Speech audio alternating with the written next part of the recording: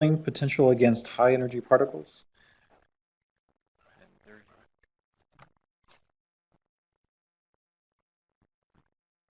So, good afternoon. I assume that most of us want to go deep space, but basically none of us want to go there in person. But sending someone would be fine. However, one of the biggest challenges in going deep space with humans is space radiation. And what it is essentially galactic cosmic rays and solar energetic particles. So galactic cosmic rays, I'll just show you here two plots to show you the differences and to show you the energy scales of the particles. So galactic cosmic rays are essentially ionized elements, 80% of which is helium, hydrogen, and it means protons. 14% is helium, and the rest are heavier nuclei. The big problem with GCRs is that they span a huge energy range from tens or hundreds of mega electron volts to millions of giga electron volts. However, when you look at the frequency distribution, the extremely high energies are rather rare. So small energetic particles, on the other hand, tend to keep their energy below 1 GeV. This is a plot of the largest, up to 2005, the largest SCP events. And you can see that only few of them get close to 1 GeV. So most of them are below 500 mega electron volts. Now, let's do a few numbers. So if you go to a hospital, get a CT scan of your chest, you get about 6 millisieverts of dose of radiation. If you work in a nuclear power plant, you get about 50 millisieverts a year. Well, that's the limit, the dose you can get maximum during the year. If you are an astronaut and go to ISS for 6 months, you get between 80 to 160 millisieverts, depending on how lucky you are with the sun solar spots. And if you go away from the magnetic shields of the Earth, things get rather nasty. So you need a way to attenuate those energetic particles. And one way is to put just a mass of material, because these particles interact with matter. So let's make a quick calculation. Imagine you're in space, you build living quarters for astronauts, which is 6 by 4 by 2 meters, and you decide to give them shielding, which is 0.5 meter thick, and it's made of aluminum. So 0.5 meter, you might think that's just, I made this number up because it's easy to calculate with that. But it turns out that if you have protons, 400 mega electron protons in aluminum, the almost maximum distance they travel is 45 centimeters. So 0.5 meter is quite good enough to shield you from most solar energetic particles. Here you have on this plot, or on these graphics, these are actually trajectories of 400 mega electron volt protons in aluminum. And this is about the 45 centimeter margin they reach. So if you make this calculation, it means that you have to transport from the Earth about 200 metric tons of aluminum. That's a problem. It would be great if we could make use of some material that's already up there and that's freely accessible. And this is the asteroid material. So our work is basically about trying to find out if we can use asteroid material as a shield against high energetic particles. So what we basically are trying to find is a number we call stopping power that gives you how much energy a particle loses within a unit length. There are 3 major ways how a particle can lose an energy. This is electromagnetic interaction with electrons, or the nuclei, or nuclear interactions, which consequently produce secondary particles, the most important of which are nuclear showers or nuclear neutron flux. But we are talking about ions, which are significantly heavier than electrons. And in this case, most of the energy they lose is to the electrons. This is basic kinematics because nuclei in the target material act just as scatterers. So let's make a few assumptions that we only consider the electromagnetic interaction of incident particles with electrons. It turns out this is a very good approximation because if you go above 1 megaelectron-volt protons, they lose less than 0.1% of the energy of the total energy lost in electromagnetic interaction with nuclei. We need to assume that the velocity of incident ions is larger than the electrons, because once you get below 1 megaelectron-volt, you start picking up electrons and deionize the particles, and this is a big problem for calculation. Then you make a very strict assumptions that you don't consider binding between atoms. And finally, you assume that the electrons in the target material are uniformly distributed, which is not true, because as the particle passes the material, it attracts the electrons, and basically what it does is that you get, for positively charged particles, you have a higher density of electrons, and this means higher stopping power. So what do these assumptions do? What do they mean? They give us low and high energy limits within which we can use our theory. We can partly mitigate this problem by adding semi-empirical correction terms. We are limited only to pure materials, and that's, by saying that, it almost means that the theory is useless. But it turns out that if you take a compound material, let's give an example of olivine, and you assume that it is made of layers of iron, magnesium, silicon, and oxygen, which are not mixed up, it actually gives a very good approximation to the real material. About when you compare it with experimental results, it is within 1% error, which is great. And our theory can never describe secondary particles, because this is just what we ignore. So in 1930s and 1960s, Bethe and Fano derived a very simple analytical formula for stopping power. It's fully relativistic, and this version includes a high energy term, high energy correction.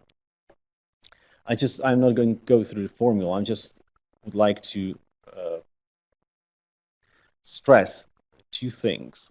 It is linearly dependent on Z over A, which is what we would expect, that low Z elements give you better stopping power.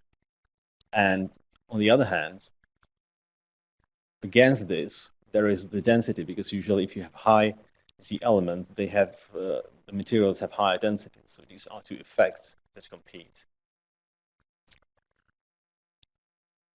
Now, we used this theory to calculate stopping power of asteroid material and some of the major components of asteroids, and compared it with aluminum.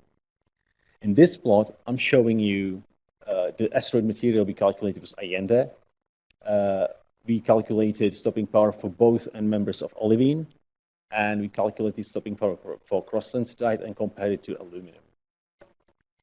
Here is the stopping power in units electron volts per millimeter, so it means how much electron volts the particle loses per millimeter traversed through the material. And you can see that basically all of the materials outperform aluminum with regard to stopping the high energetic protons. By the way, Allende is hidden below one of those lines, below the upper one line.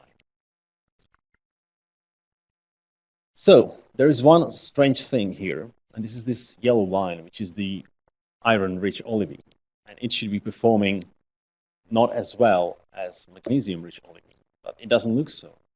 And this is exactly the effect of this fight between density and Z over A. And in this case, the density wins. So if you look at the same data normalized to unit density, basically what we see is a thick line, and all the elements, all the compounds perform the same. So just to give you an idea that this is a zoom in on the area between 50 megaelectron volts and 100 megaelectron volts. And you can see that this line up here is magnesium-rich olivine. This is iodide. These two lines, this is chronoenstatite and aluminum together. That you cannot really tell the difference. And this last line is olivine. So everything works as expected. And so to boost our confidence in these results, we made numerical simulations with Monte Carlo simulation. And what we basically did, we were simulating an experiment. We shot a proton beam at a very thin slab of material, and we were measuring, or we were trying to find out how much energy it loses after passing through the slab. And the dots here are the results of the experiment, and you can see that we have a good fit between the theoretical approach and just the numerical modeling. This is very good. But you know, these numbers like mega electron volts per millimeter don't tell people much. So you ultimately want to know how far the particle travels, something like we have here. So we also calculated or used numerical approach to calculate the range, how far these particles travel. And this is what's here in this plot. You have the range in millimeters and energy of the protons. And we calculated for olivine, magnesium-rich olivine here, and aluminum. And you can see that olivine well outperforms, again, aluminum. This is a 1 GeV proton, and the mean range is about 1.2 meters, while the mean range in aluminum is almost 1.5 meters. So our conclusions are that we can safely state now that asteroid material can be used instead of aluminum as a shielding against high energetic particles. We would also like to point that it is important to separate before using the material, the asteroid material into individual compounds, because we want to deliver a constant and predictable stopping power. And separating it into individual compounds and minerals is important for that. For future work, we are planning to verify the theoretical results experimentally. We also need to analyze secondary particle production, namely neutron flux, because this is the most health concerning problem. And ultimately, we can calculate numerically dosage the astronauts behind such shield can receive. That would be all. Thank you.